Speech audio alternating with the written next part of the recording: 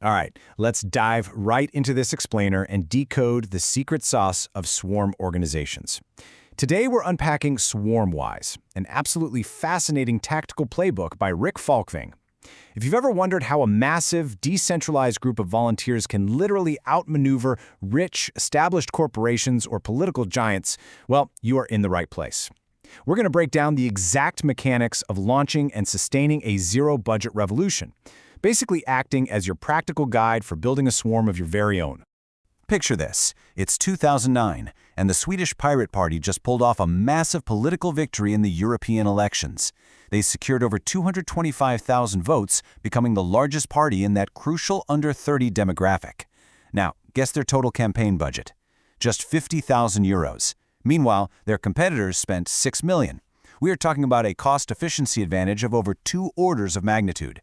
They spent less than 1% of their rivals' budgets and still won. How? By working swarm-wise. Here is exactly how we're going to break this down. What a swarm actually is, sparking that provocative idea, surviving the initial impact, hitting those magic group sizes, and finally, scaffolding and self-organization. Let's get into it. Section 1. What exactly is a swarm? So, what kind of organization are we actually talking about here? From the outside, a swarm might look just like your standard top-down hierarchy. But peek under the hood, it is a totally different beast.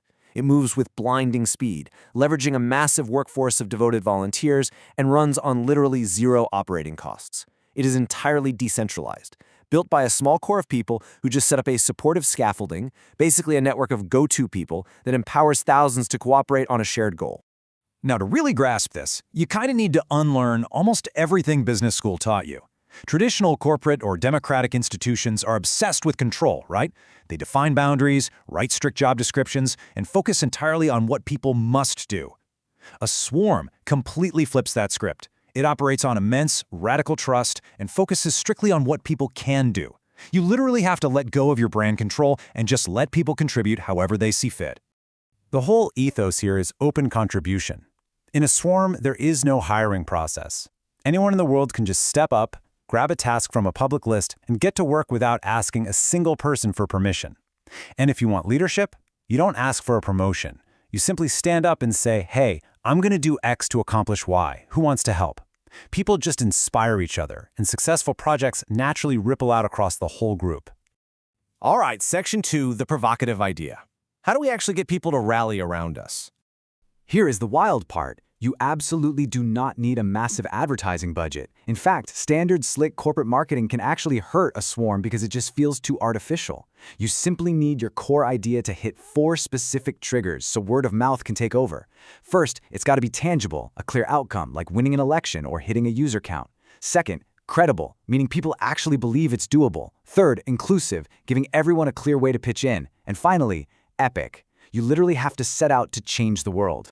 And listen, your idea does not need to look pretty. The actual day one website for the Swedish Pirate Party was incredibly rough. It was basic and even had placeholder text sitting right there at the top of the page. But you know what? It didn't matter one bit because it energized people. Falkving dropped a single link in a chat room, and within 2 days, that unpolished site had 3 million hits. Put your stake in the ground, make your epic goal known, and let the passion attract the people.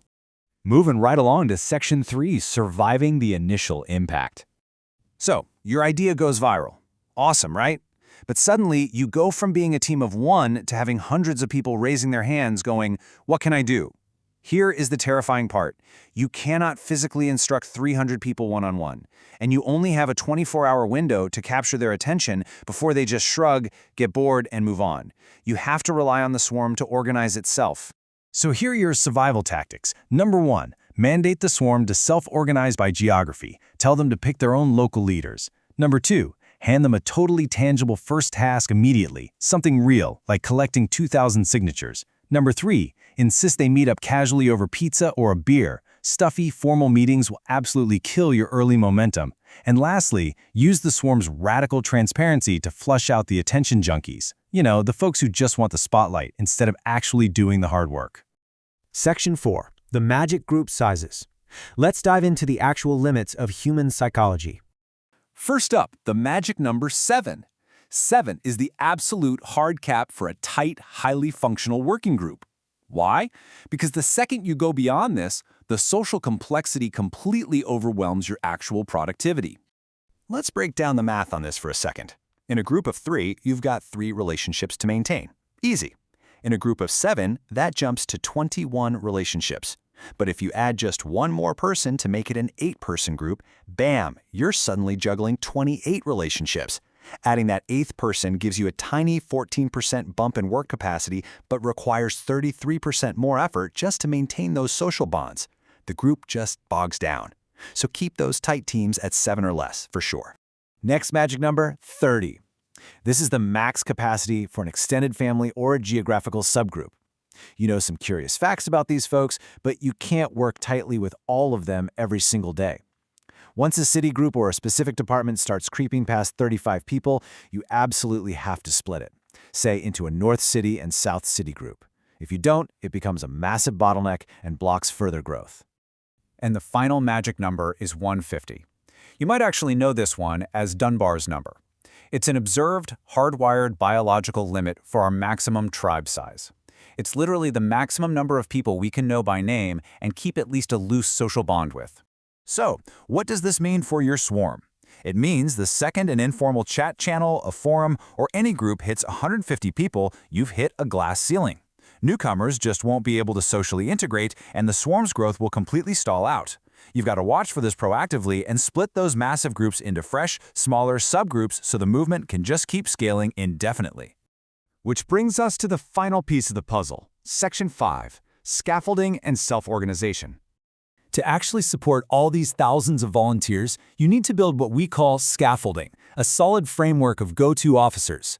And this scaffolding is optimized for 3 specific things. Speed, by stripping away every single bottleneck.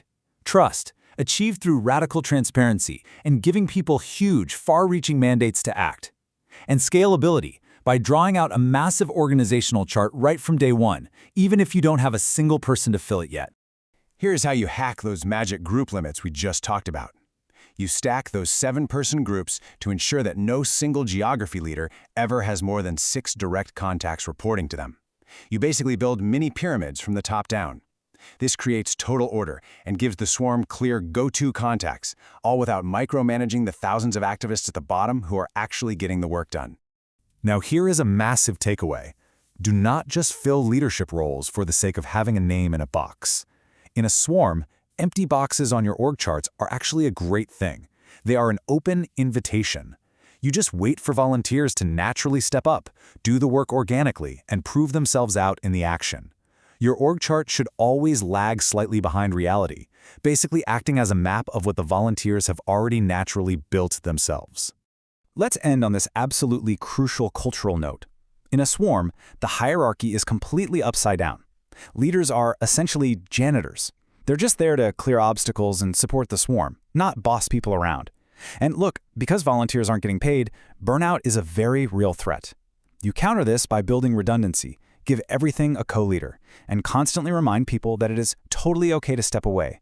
The world is not going to run out of problems while they rest. All right, so we've covered the entire playbook. We broke down how to form the swarm, how to survive that crazy viral launch, how to navigate group psychology, and how to build the scaffolding for infinite scale. The mechanics are all right here, completely free and just waiting to be used. Thank you so much for joining me on this explainer. I want to leave you with one final thought. What is your provocative idea?